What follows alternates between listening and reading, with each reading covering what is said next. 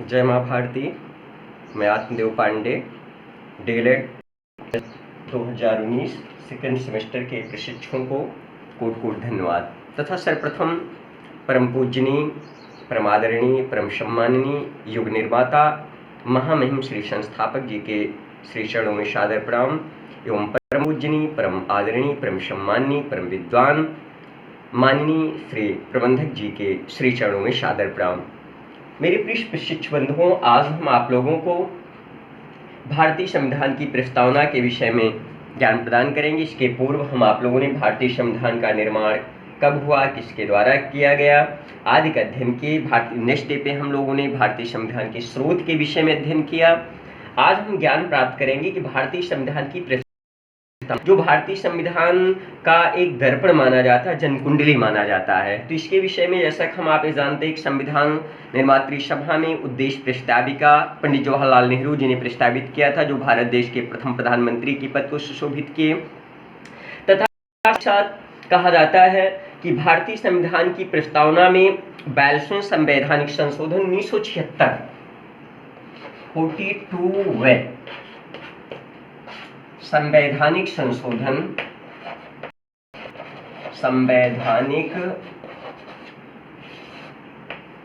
संशोधन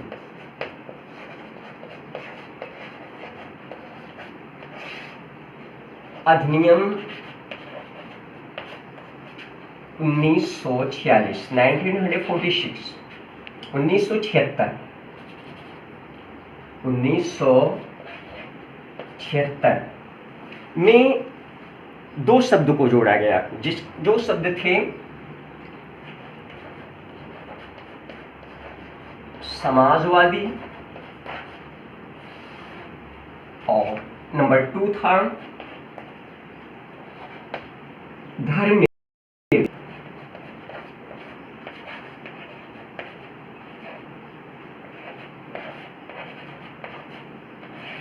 दो शब्दों को जोड़ा गया, एक समाजवादी और दूसरा धर्मनिरपेक्ष।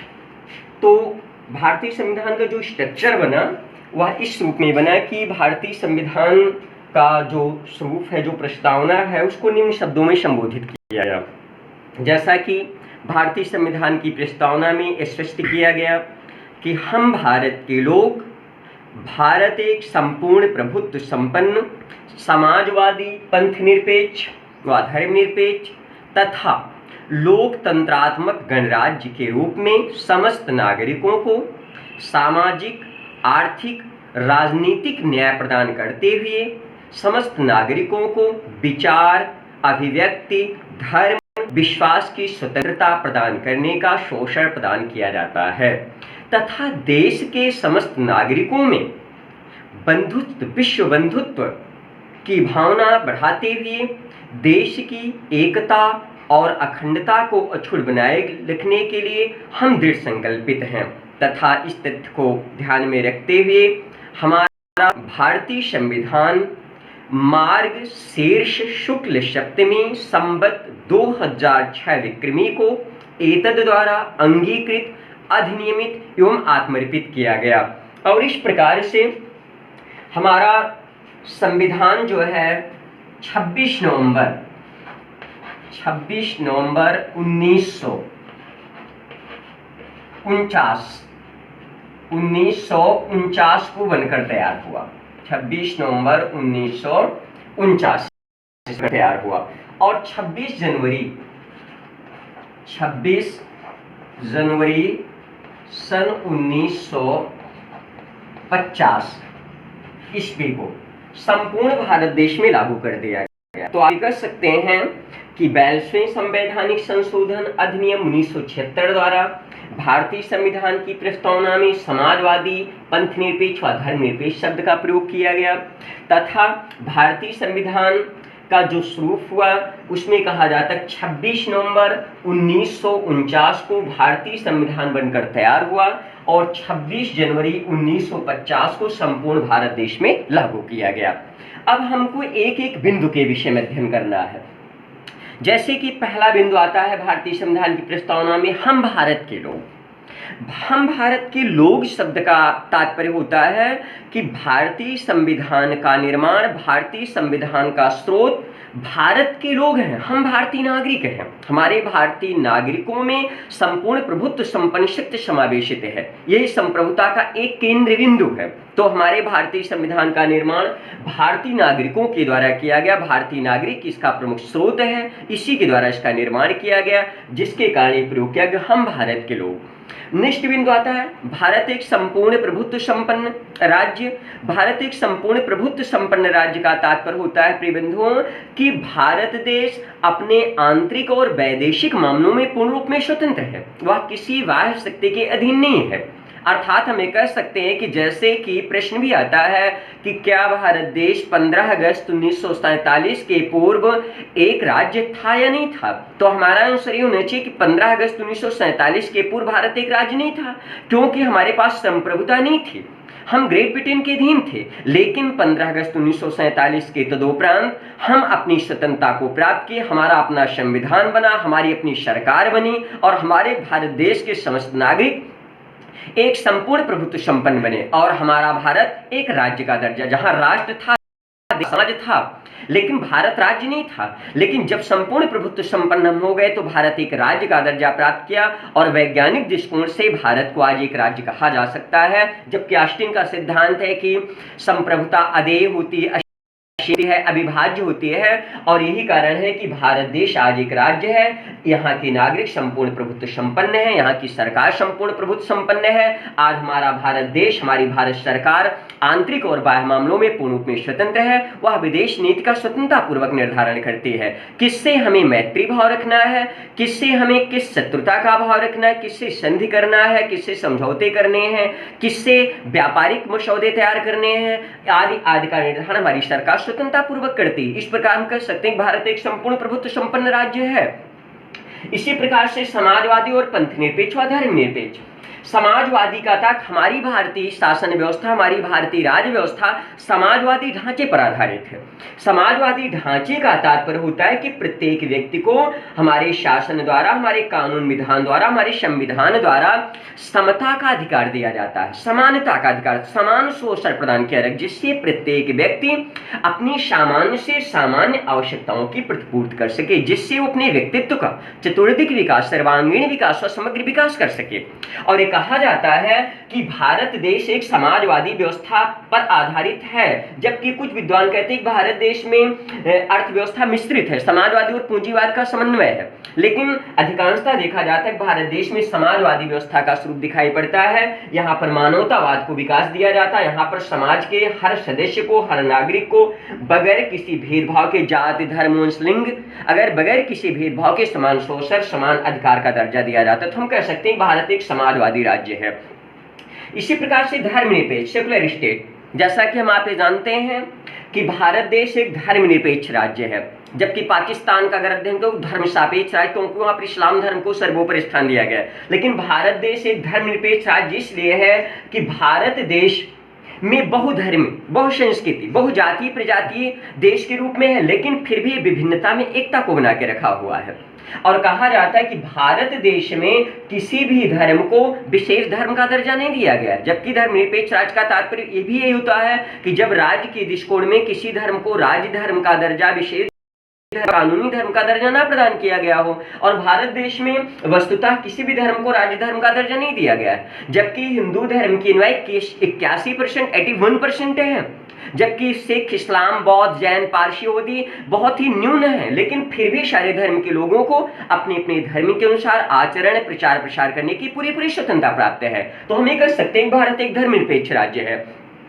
इसी प्रकार से लोकतंत्रात्मक गणराज्य, देखिए भारत एक लोकतांत्रिक देश है, जबकि अरस्तु महोदय ने सरकार के कई भागों में वर्गीकरण किया है। कहीं पर राजतंत्रात्मक होता है, कहीं पर निरंकुश तंत्र है, कहीं पर कुलीन तंत्र है, तो कहीं पर अल्प तंत्र है, कहीं पर भीड़ तंत्र है, तो कहीं पर लोकतंत्र है। और हमारे भारत देश में पॉलिटी डेमोक्रेसी है, डेमोस और क्रेशिया, लोक और तंत्र। लोक का मतलब होता है जनता और तंत्र का मतलब होता है शासन, अर्थात जहां का शासन।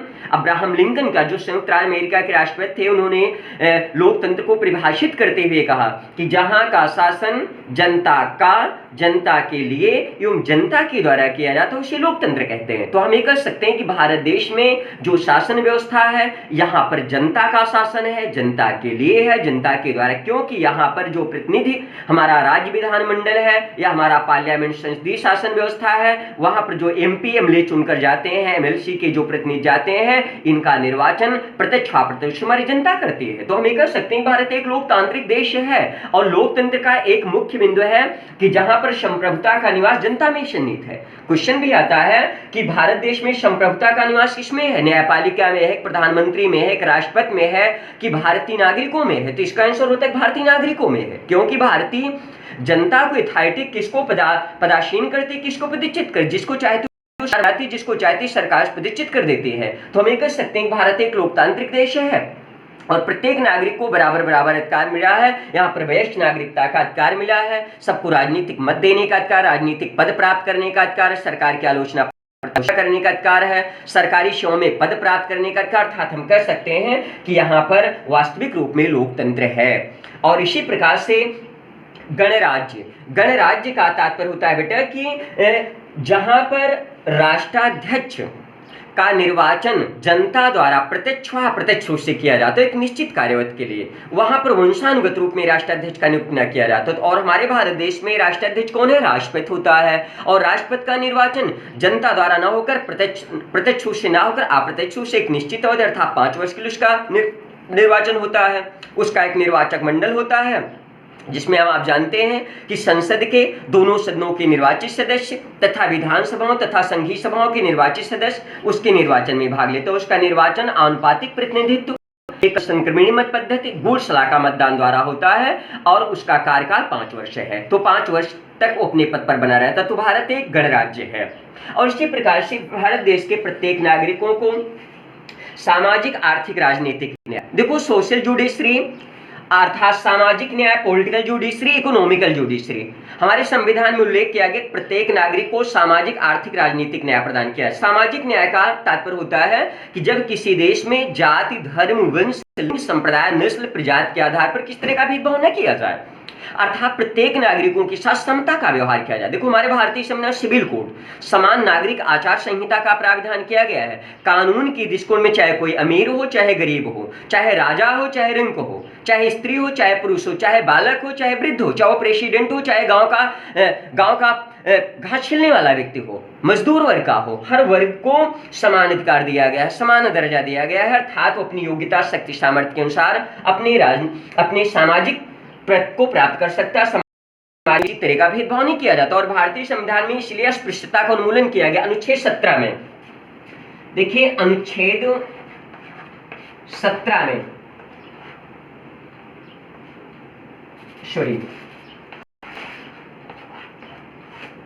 अनुच्छेद 17 में अस्पृश्यता का उन्मूलन किया गया है कि यदि कोई व्यक्ति किसी व्यक्ति के साथ धर्म, जाति, लिंग, संप्रदाय के आधार पर यदि कोई व्यक्ति भेदभाव करता हुआ पाया जाए तो कानून उसे दंड का भागीदार होगा, अर्थात वो कानून से दंड का भागी अपराधी माना जाएगा। तो आज हमारे भारत देश में किसी भी व्यक्ति के साथ हम अछूत, अस्पृश्यता का व्यवहार नहीं कर सकते, सारे लोग स्वतंत्र हैं। तो हम ये कह सकते हैं कि भारत एक सामाजिक न्याय प्रदान करता है। और इसी प्रकार से राजनीतिक न्याय का तात्पर्य बेटा होता है कि आज भारत देश में बगैर किसी भेदभाव के प्रत्येक 18 वर्ष के आयु प्राप्त नागरिक को वयस्क नागरिक माना गया है। वयस्क नागरिकता की 18 वर्ष निर्धारित की गई है, जबकि पहले इसकी 21 वर्ष निर्धारित की गई थी। लेकिन श्री भूतपूर्व प्रधानमंत्री स्वर्गीय श्री राजीव जी की देन है कि उन्होंने 21 वर्ष से घटाकर 18 वर्ष कर दी। आज कितने हमारे युवा वर्ग राजनीतिक अधिकारों से ओतप्रोत हो गए हैं, जो एक बहुत बड़ी देन है। आज करोड़ों की संख्या मतदान करते हुए दिखाई पड़ते हैं। तो आप ये कह सकते हैं कि वयस्क नागरिकता की आयु प्रदान की, इसमें किसी तरह का भेदभाव नहीं किया जाता है। प्रत्येक व्यक्ति को राजनीतिक अधिकार प्राप्त किए गए, राजनीतिक न्याय प्रदान किया गया है। इसी प्रकार से आर्थिक न्याय, इकोनॉमिकल जुडिशरी, आर्थिक न्याय का तात्पर्य होता है कि प्रत्येक व्यक्ति को उसकी योग्यता, शक्ति, सामर्थ्य के अनुसार उसको समान रूप में कार्य दिया जाए। और जिससे व्यक्ति अपनी आवश्यकताओं की पूर्ति कर सके तथा अपने व्यक्तित्व का समग्र और चतुर्दिक विकास कर सके। आज इसमें किस तरह का भेदभाव नहीं किया जाता, लेकिन हाँ ध्यान देने योग्य बात है, आर्थिक न्याय का तात्पर्य कि जो हमारे पूंजीपति वर्ग है, जो धनवान, उनके धन को गरीबों में वितरण कर दिया जाए, ये तो अन्याय होगा। न्याय का तात्पर्य है कि कोई व्यक्ति इतना गरीब ना हो कि अपने शारीरिक श्रम को बेचने के प्रतिबद्ध हो जाए, और ये यदि ऐसी कंडीशन तो वहां पर इकोनॉमिकल जुडिशरी नहीं होगी। जबकि हमारे भूतपूर्व प्रधानमंत्री स्वर्गीय श्रीमती इंदिरा गांधी जी ने कंसेप्ट दिया था कि यदि